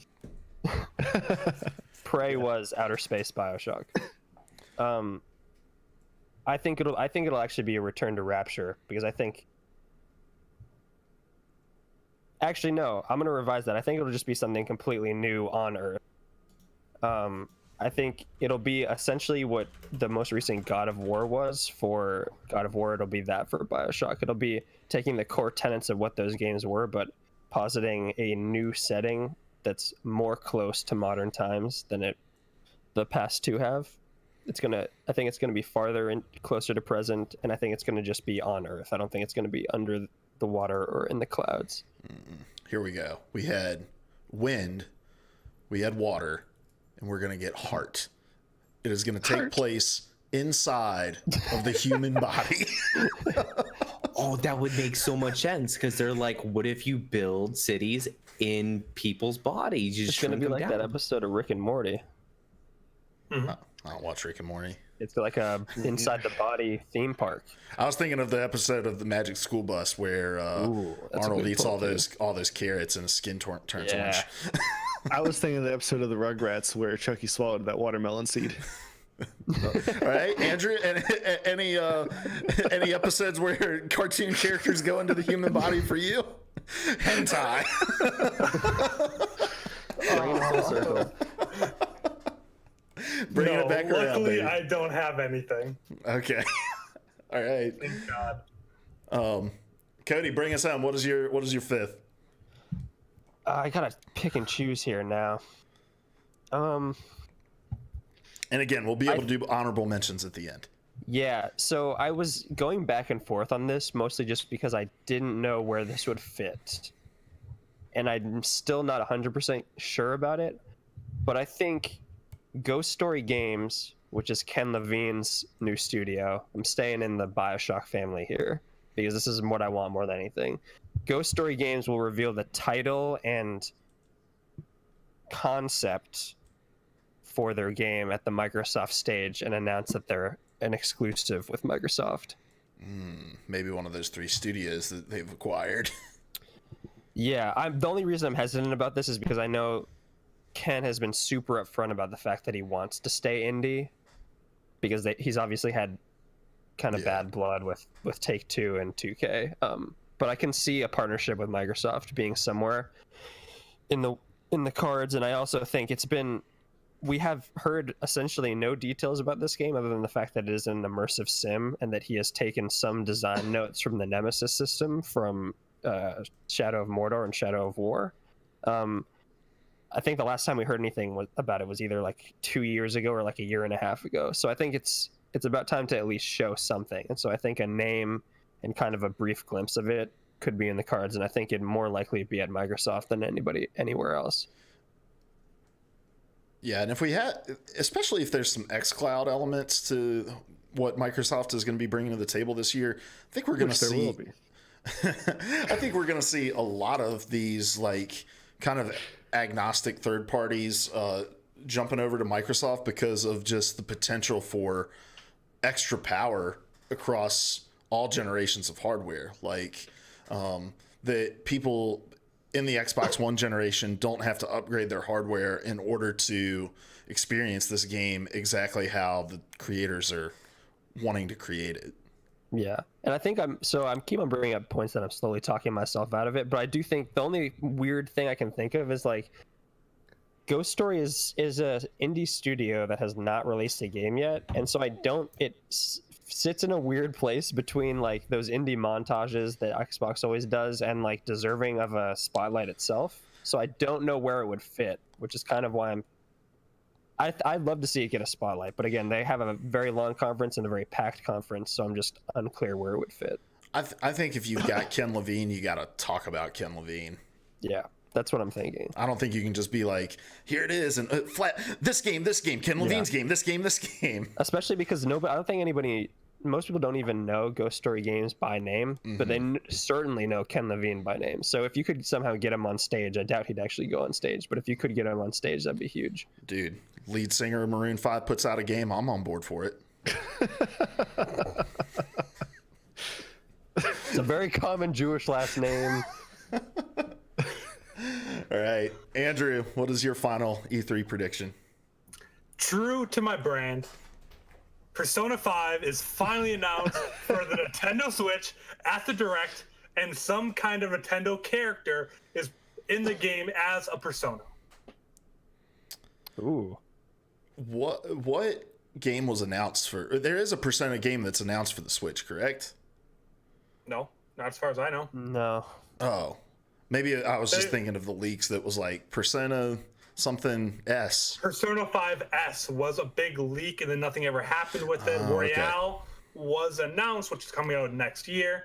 There might be a Persona dancing game announced, but I don't think it's been announced yet. Bless Japan. There's a lot of Persona 5 dancing games. I mean, Persona dancing games, not Persona 5. But... No, it's not a crazy thing, but no, the full Persona 5 will be available. It will not be the Royale version, but it'll be available this fall on Nintendo Switch, and there will be Nintendo craftable Personas in the game. Well, I know from the PvA side of this table, there's probably no anime nerds over here that can speak to this, but I'll let you guys chime in if you have any thoughts. I could see it. It's been rumored. Yeah. I can see it, especially with Joker having just come into Smash. I think they've created that bridge. The second part of what you said is more interesting to me. Bringing other Nintendo characters as personas, that interests me from just like a pure fanboy level. Yeah. That's the part I'm more skeptical about. I don't think it was going to happen, but I wanted to add a little bit more when I was kind of going through it. I'm like, Nintendo loves putting themselves into other games when I would do third party. I mean, literally look at Mario versus Rabbids. I mean, that's the most blatant way of just forcing characters into it. So I could see there being, or Rocket League, they had the Link car, some special car for that. So I could see some kind of Nintendo presence in the game. And I just thought that would be the easiest way and the least work while still having the brand preserved. Yeah, I think the first part of your prediction is totally on point. I've been waiting for that forever. Yeah, I agree with most of what you said, Andrew, except I think the way they're going to do it is probably like a different form of customization, like, I don't know, like a t-shirt in the game or something like that. It'll be kind of like a wink and a nod rather than like really having them in there. That was just kind of more a fun one. That's why I saved it for last. I just wanted more than anything. All right. Wish fulfillment. Got to get it in there. Guys, I need you to reach above your heads and pull down the safety harness for this roller coaster that we're about to go on, because my last Roller E3... Coaster Tycoon. Yeah. I'm leaving a little gap so I can get some airtime, though, okay? Because my E3 prediction is, my final one, Sony will have a state of play on Thursday where they will make big announcements about The Last of Us and basically mapping out the final stages of this console generation. They're going to let the dust settle from all the announcements at E3, and they're going to be like, all right, here we are. Spotlight on us now. Everybody's cleaning up, packing up after E3. We're ready to make a big splash, and they're going to have a surprise state of play on Thursday. With not a God of War 2 teaser, with a Horizon Zero Dawn 2 teaser. This would not shock me at all. I've already told you I feel like they're going to wait and see if they can capitalize on any missteps that happen. In a previous episode of PvA Radio, we talked about this a little bit. I can totally see this. This makes complete sense to me. Yeah, I totally agree. I just wish they had the balls to do it on Sunday, same time as a Microsoft conference. that wouldn't be balls. That would be just, hey, can you take this pile of cash and just flush it down the toilet somewhere? Thanks. It'd be interesting. So I really hope this happens. But since this is outside of E3, if you're ahead by just a few points, I will be calling a ref in on this. See if, Well, since this is, our show and I'm the host of said show, it turns out I've got the pinstripes on my friend. I'll side with you guys if it gets me closer to the milkshake. It's a dictatorship. Larry gets no votes. Larry gets no votes, no points. No points. Well, you got to get something right to get a point, so. That's true. Ah, dang. I think they're gonna do something post E3. I think it'll be. I'm debating whether or not it'll be a complete outline of their continued plans. I don't think they'll reveal Horizon Zero Dawn 2. It'll be a next gen game. I think it's too early. They already have their last couple of games laid there's out. no reason for them to tease that. We all know it's coming. They don't need to do that as a little tease. It'd be early next year when they start teasing more about the next gen console, because it'll probably be a launch game for next gen. Mm-hmm. Yeah, I think they'll hold off on that until next year. I think they'll definitely say, give a more concrete idea of the release schedule. They'll show more of Ghost of Tsushima, because how much of that game have we actually seen? Just that it was E3 last year. Yeah, we got some gameplay of it. We got 10 minutes of gameplay. Yeah, I still just don't know the concrete. Like, it's obviously it's going to be an open world game. We know Sucker Punch has experience in that field. I just want a more concrete idea of what that actually looks like. I'd love to see it actually in Japanese instead of in English. That won't happen. But I think we'll probably see more Ghost of Tsushima and hopefully a release date for Last of Us 2. But I'm still not sure that they'll actually have the balls to do that yet. Salty as Chuck says, God of War 2 teaser just to seal it in. I think that's way absolutely too far no chance. And he also wants to know when Randy Pitchford steals the show with another hour of gameplay from BL3 and some magic tricks. Gearbox needs to let Randy Pitchford nowhere near a stage anytime soon. So it's not going to happen, but that's what needs to happen. Randy Pitchford's going to be put in the same box as Todd Howard. They're just going to be chilling together. All right, Dylan, what is your final prediction? All right, so this one is going to be it's going to be in a weird place. So I think that with Amazon taking over Twitch and buying them up, I think Amazon likes to have, first party things and like all the things that they do. And I think one thing that's missing from Twitch is like a first party streaming application, because obviously on our end we know there's Streamlabs, you can stream with that, or OBS or XSplit. But I think Amazon having huge development teams are going to try to do a first party one for Twitch. And I think that we're going to see it in a montage of some sorts, because I know you can stream from Xbox and PlayStation, but somewhere in the Microsoft conference, we're going to see like a montage or something like that of just like, I don't know, like some, like some bullshit thing of like they're going through a bunch of different applications, like pulling up Netflix and stuff like that. We'll see a little bit of this new Twitch. I mean, they do have a PC gaming show. Do you want to amend your option of where? Maybe there too. But but the overall thing I'm saying is that we're going to see this new application from Amazon Twitch in some way. It won't be at Microsoft. With Mixer, it's not going to be at Microsoft. Yeah, I agree. No, that's true. Then PC gaming, then we will see it there. And it's just not the right time. No one give a shit about Mixer. Why would anyone care about an Amazon presentation in the middle of all these major games and announcements being made? This is something that's better off in a month away when nothing's going on. You drop this information and it being the big story. It's in September at TwitchCon, Mm-hmm. Oh, that's true. I forget. So. Yeah, so the original idea of why I thought it was going to be at Microsoft is because you can stream, to Twitch from Microsoft, but it's very limited. You can do that from any console. No, you can, but it's super, super limited. I feel like we're just waiting for that thing to make it a little bit more customization. Yeah, like I think Amazon releasing something big will be within that. Mm-hmm. I'm gonna stick by this. This is my thing that I'm just like throwing the fishing pole out there. I don't know if it's gonna bite, but hey man, you gotta take risks to win the game. That's the whole point.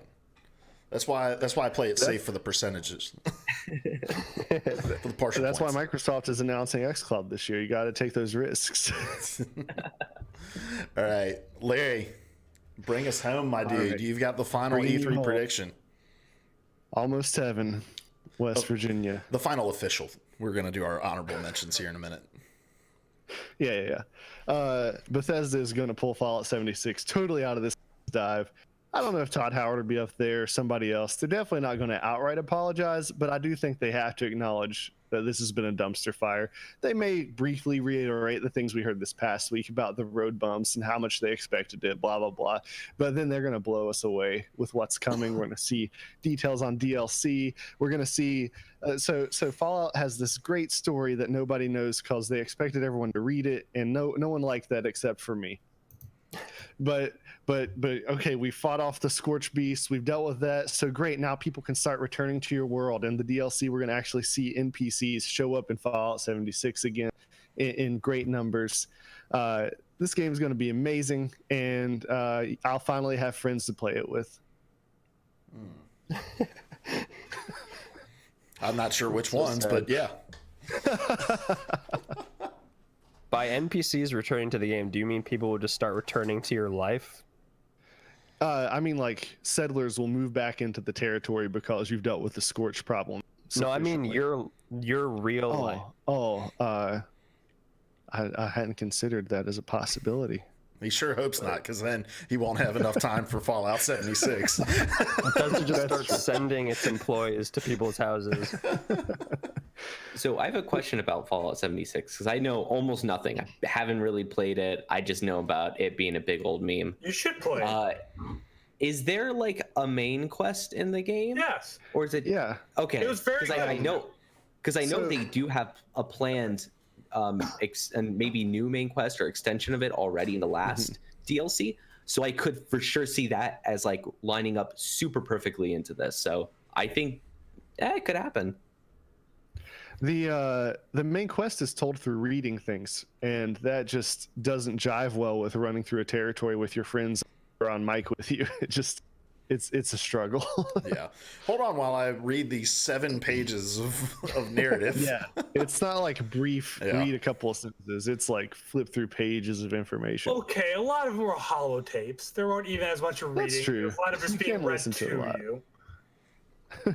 But then you're like, hey guys, be quiet. I'm listening to this holotape. Yes, I did that every single time I got a new holotape. Because that right there is the pinnacle of a multiplayer experience. Being told by the people you're playing with to shut up. But they squash the bugs. Yeah. Go ahead. They squash the bugs. There's no fixing the corporate snafus that they had one after another. Like those ships have sailed. All you can do is do better moving forward. But I think by the end of the year we'll see like a No Man's Sky, Rainbow Six Siege kind of story out of Fallout 76. And I think they're going to lay the roadmap out in a really clear and exciting way at E3. Mm-hmm. Yeah, there's a roadmap that's certainly there. Like there's a lot of examples of these redemption stories. But I do think it does require them to come out and own their mistakes, like you're saying. I don't think they can take the Andrew approach and just pretend like nothing happened. I think Fallout has a lot of I think Bethesda has a lot of arrogance about them, but I think with this, they're such a pile of it that you have to at least somewhat address it directly. Yeah, I don't think they can avoid it and be successful. But again, to Andrew's point, I won't be shocked if they try to. Yeah, that's a good point. It's my most anticipated conference by far. All right, guys. Let's jump into some honorable mentions. We won't do as much discussion around these, but are there any predictions that you had written down that you did not include in your final prediction, in your official predictions? I have one that was related to the last one. So we all like a good story, and like Rainbow Six Siege, and of course Hell Games had that, turning their games around. I don't think Fallout 76 is going to do that. They're going to try it, but it's never going to be a good game. Or it's never going to live up to what people want it to be, unfortunately. So I had one for Ori. I think for Ori and the Will of the Wisps, I think it's going to get an official release date at Microsoft's conference, and it will be Sunday. You can play it today. Mine was going to be that Beyond Good and Evil 2 is going to be a behind the doors play testable, and it was going to be a lot of press's game of the show, but it wasn't in the public show. It wouldn't have won game of show, but everyone that walked out of that demo would have loved it and can't wait for it. Kind of like Cyberpunk last year. Mm-hmm. Interesting. I had there's going to be no mention of Metroid Prime 4 at Nintendo's Direct, but the Prime trilogy will be remastered and released on Switch. Nah. Not day and date, but we'll get a release date for it, or an idea that it's actually happening. I could see that, because a lot of people haven't played that trilogy, and to continue Prime, it makes sense. I also had that. Sorry, I also just wanted to quickly mention I had Jedi Fallen Order is going to be a massive disappointment. Like what's shown there, or yeah, what's shown is going to be a massive disappointment. I hope. I didn't include this because I didn't have enough substance to it. I didn't feel like, but I do think we're going to see the ghost of VR continue to haunt gaming. There's still going to be people like pretending to really try it, although nobody really puts complete effort into it enough to succeed. There will be one of those games that's going to be an esport just on VR. Can you imagine that being broadcast on Twitch? How ridiculous it would look. That's actually happening. There's a company in Korea that announced that they're going to have a VR esports title league. I don't know what the game is. They haven't announced that, but they said it's going to be. And if you haven't checked out Echo Arena, really, really cool VR game that is actually competitive and could actually end up working out if you just show the in-game footage, not the people playing on the arm. That's the thing. That's what makes esports cool, though. Is like the like picture-in-picture of it, and actually getting to see the players and stuff. But yeah, there's no way I could take it seriously if you just got the guy flailing The up there. competitive game is going to be that game they showed a couple years ago where you're a bird flying through some hoops. Like that's it. That's the ticket. Nice. All right. Any other honorable mentions? I had one more. All right. Very vague. There's going to be a massive licensed game that we had no idea about. Lord of the Rings. It's not going to be Lord of the Rings. I had it as Pacific Rim. I had it as John Wick. There is a John Wick game. There is a John Wick game, but it's not the John Wick game I'm thinking of. I'm thinking of a proper John Wick shooter in that universe. I also I'm just trying. I think it's been bandied about for years, but I think there could also be a like weird Bond renaissance between the new movie coming out and kind of the hype that has behind it. I think could be cool if there's like a weird new Bond game coming out. It's been a while. Salty says prediction for mobile games, which IP will ruin itself for mobile like Command and Conquer. We kind of touched on that earlier. We talked about how Gears would do it, but in the context of all the other stuff, I don't think it would ruin them as a franchise like Command and Conquer, because I think it'll just kind of orbit around all the mainframe stuff that Gears is going to bring. But then Ubisoft, when they announce Splinter Cell for mobile, and everybody freaks out. That'll be great. Splinter Cell is back. Yeah, back. Do you not have phones? How about a Splinter Cell AR game? That would be good. Halo What for that look mobile like? with a tie-in for Looking for Infinite. other agents. Salty as Chuck says Halo for mobile with a tie-in for Infinite. Interesting. All right, guys, let's wrap it up. I'm gonna get you guys to drop your predictions into the document now that we have them, so that we can keep score as E3 is going on, and then we'll come back in our review and kind of.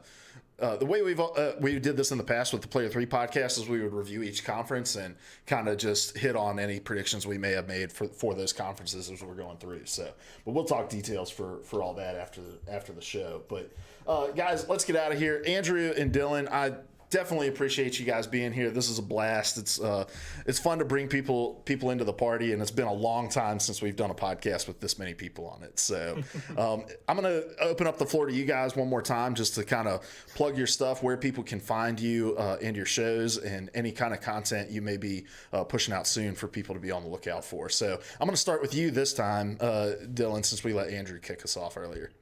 Yeah, so yeah, thanks for having us on. Definitely enjoyed this a lot. It was a really, really great show. I enjoyed myself. If you want to find me individually, it's just at Beal for Real. But for all our other stuff, I'll defer it to my handler. He's not joking when he calls me his handler. My name, again, if you want to find me on anything, especially Twitter, that's where I'm the most active. It's just Andrew Nimsgern. Andrew with an Nimsgern, if you don't want to go and look it up. And then also, we are both part of Popped Off and Project Esports. Project Esports is live every Monday at 6:30 Eastern Time. Just talk about esports, big news stories, all that kind of stuff. That's on twitch.tv/popped_off. And then you find the rest of our content on poppedoff.com or on Twitter at popped_off. And yeah, thank you guys again for allowing us to come on. It's been really fun. And looking forward to everything on Sunday as well. All right, awesome. And then for you old regulars over there, who are you? Where can people find you? And what are you going to be tweeting about this week? I'm Larry. You can find me on Twitter at Larry Hunts Zombies, LARHUNTS Zombies. And this week I'll just be tweeting about the predicted coming of xCloud and how much excitement you should have for that. All right, Coddleton. My name is Coddleton P. Codsworth. You can find me on Twitter at ProElectioneer, and I'll be tweeting this week about Larry. Oh, nice. Just I don't every know day, if I'm a excited little to. fact about Larry. Just a bunch of photos he's taken of you in the past week. Exactly. I am Luke Croft. You can find me on Twitter at Hoagie_OW. And this weekend, I'll be tweeting about which LCS team wins the sweepstakes of becoming my favorite LCS team. So I'm going to be watching all the league games this weekend and finally deciding on which one I'm going to root for. And then probably buy some merchandise for them. Leaning towards FlyQuest and FlyQuest or Golden Guardians. So FlyQuest all the way. Yeah. So, all right, guys, this is PvA Radio. We get together every week. Each of us brings one of the biggest gaming news stories of the week, and then we have an in-depth discussion about it. It's a collaborative audio feature article, or a CAFA, if you will. And Cody, what do we want people to do with that? Spam that emote and go to Larry's house, knock on the door, say, hey, hi, how you doing? Then inscribe it on his forehead. That's right. If you can't catch us live over here on twitch.tv/PvA Radio every Wednesday at 9:30, you can catch the VOD over on youtube.com/PvA Radio, or listen to us on podcast services everywhere. Be on the lookout tomorrow for the next episode of Press Go Live. Join me every weeknight over here on the Twitch channel at 9 p.m. every night that we don't do PvA Radio for the PvA Nightly Rundown. If you're hanging out with us in the Twitch chat right now, keep hanging out. We're going to go into the after party where we hang out with the chat. But for everybody else that's listening to us, thank you so much. Go check out these guys over at Project Esports and Popped Off. They do really great stuff. And until next week, we love you. Why, that's the second biggest monkey head I've ever seen. I used to be an adventurer like you. Then I took an arrow in the knee. The definition of insanity. Would you kindly pick up that shortwave radio?